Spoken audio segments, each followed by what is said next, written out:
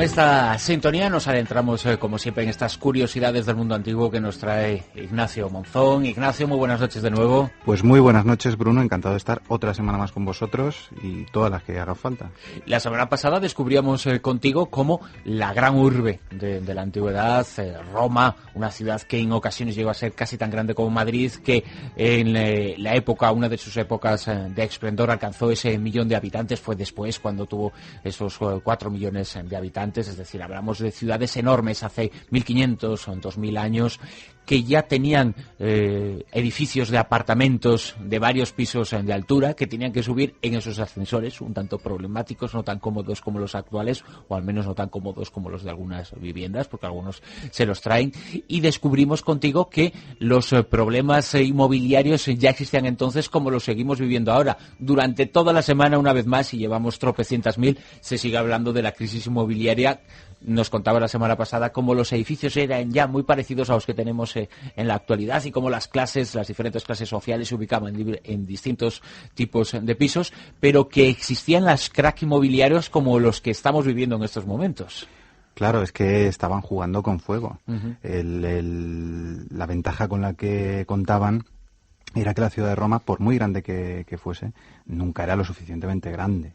Ni siquiera con 2.000 hectáreas hubiese tenido espacio suficiente, porque buena parte de la ciudad tenía espacio público, tenía jardines, bibliotecas, las grandes termas, todo eso ocupaba terreno. Augusto, Julio César, cuando hicieron sus foros, tuvieron que dejar sin hogar a muchas familias. Tenían que buscarse otro sitio. Uh-huh.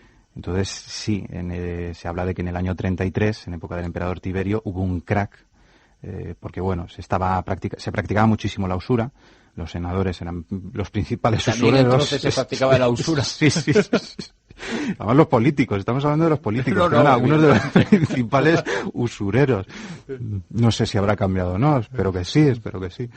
Y bueno, el emperador Tiberio emitió una serie de leyes que obligaron a esos usureros a pedir los créditos muy rápido, porque esos préstamos que habían concedido muy rápido, porque se intentaba limitar ese nivel de usura. Uh-huh. De hecho, Julio César lo había limitado y no le estaban haciendo ningún caso. Entonces empezaron a pedir dinero, hubo una falta de liquidez enorme y el sistema se colapsó. El año 33 después de Cristo es uno de los años más tristes de la historia económica romana.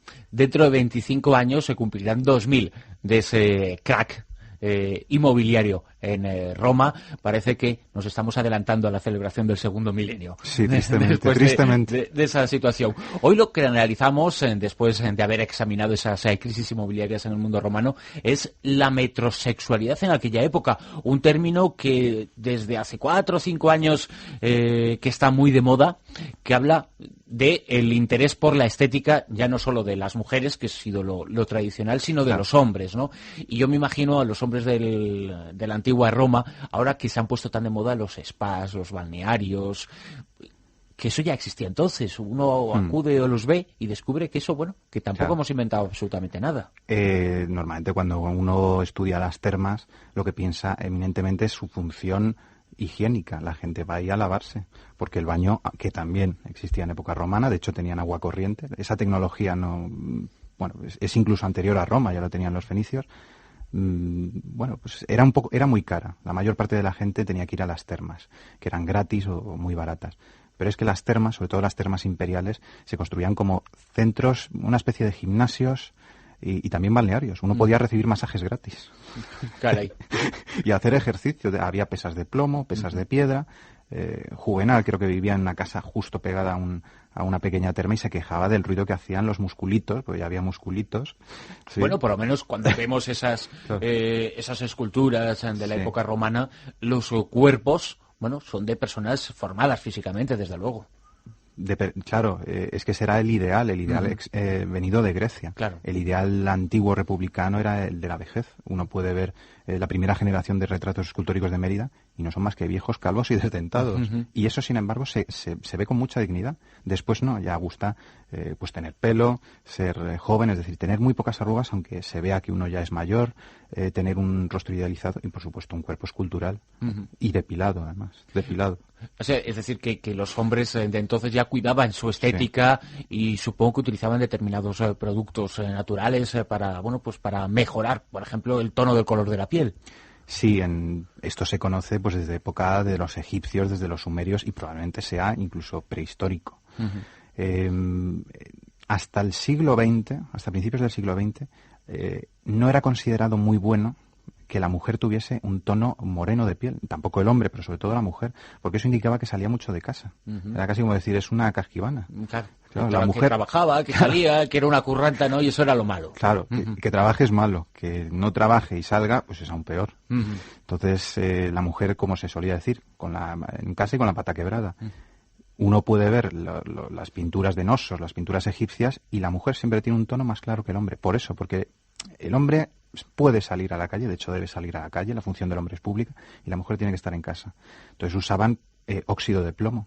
Hace unos años en Londres se encontró un frasco de óxido de plomo. El óxido de plomo es blanco y ellas se cubrían con polvo con óxido de plomo, que es además muy perjudicial.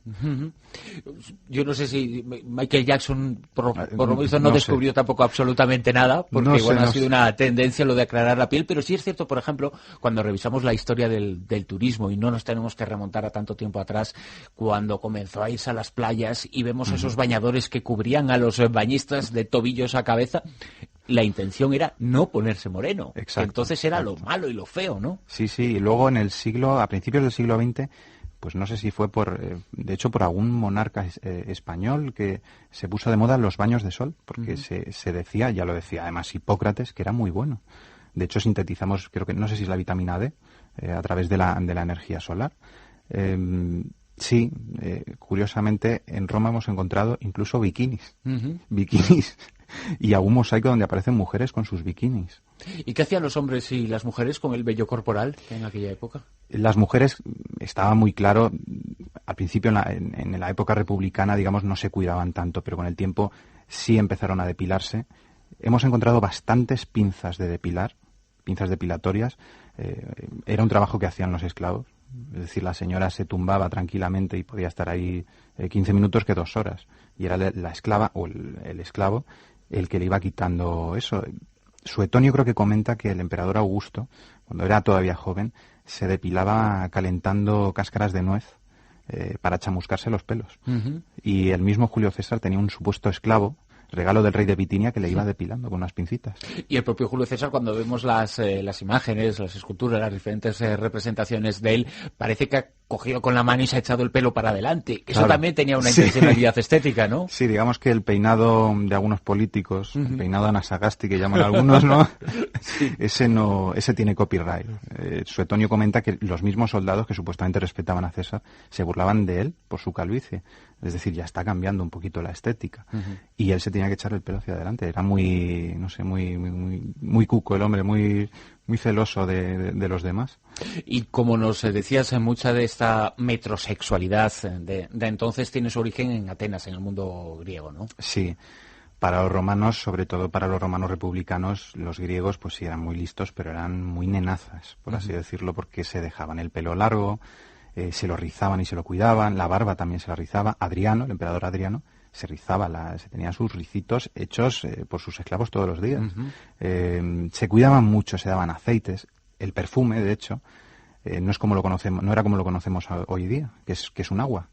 El aceite, pues durante miles de años el perfume ha sido un aceite. Entonces había que embadurnarse con él y después había que lavarse para quitarse el perfume. Estamos descubriendo cosas fascinantes contigo, Ignacio Monzón, en esta sección. Estamos repasando esas curiosidades del mundo antiguo y descubriendo que no hemos inventado pues prácticamente nada, que muchas tendencias, muchas circunstancias de la vida cotidiana de entonces se siguen repitiendo y siguen siendo habituales a día de hoy. Y gracias a ti, gracias Ignacio, estamos descubriendo muchas de esas cosas y lo vamos a seguir haciendo. Pues yo encantado de venir aquí y gracias a vosotros por escucharlo.